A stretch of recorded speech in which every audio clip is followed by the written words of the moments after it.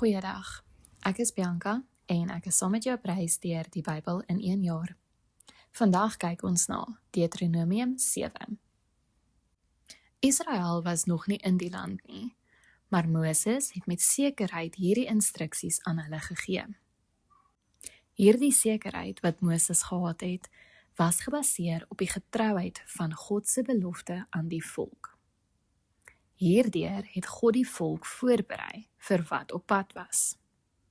Net so berei God ons voordat hy ons na die beloofde land toe lei. Moses het geweet dat die Kanaaniete sterker was as die volk van Israel, maar hulle was nie magtiger of sterker as God nie. God het vir Israel 'n uitdaging gegee wat onmoontlik was om op hulle eie te oorwin. Wanneer ons op God vertrou en ons geloof in hom alleen plaas, gebeur wonderwerke en uitdagings wat onmoontlik lyk vir die mens, word deur God oorwin. Wanneer ons verder lees, sien ons dat God die volk beveel het om nie genadig te wees teenoor hulle vyande nie. Baie van ons wil nie die sondes wat ons weerhou van die vrede en verhouding van God heeltemal vernietig nie. Ons wil dit verswak, maar steeds 'n mate van beheer daaroor hê. Daardie vyande of sondes moet egter ten volle vernietig word om die beloofde land binne te gaan en binne verhouding met God te wees. In vers 8 lees ons dat God die volk liefgehad het. Israel se motivering tot gehoorsaamheid is gegrond in die wete dat God lief is vir hulle. Wanneer ons werklik verstaan dat God lief is vir ons en ons lewe leef met daardie verstand, raak dit makliker om die dinge te vernietig wat ons van God weerhou. Verder in die hoofstuk word die volk herinner aan God se getrouheid.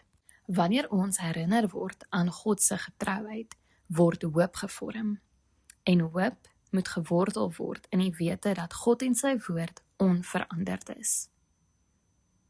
Ons lees ook dat God die volk vooruit sal gaan, maar nie al hulle vyande onmiddellik verslaan nie. Dit was God se plan om hulle vyande bietjie vir bietjie te verslaan. Soms kan ons frustreerd raak wanneer dinge stadiger gebeur as wat ons gedink het dit sou gebeur. God se plan is egter altyd beter. Hy weet wat ons nodig het en wat goed is vir ons. Indien alles maklik en eenvoudig gebeur het, sou daar nie plek wees vir ontwikkeling en groei nie.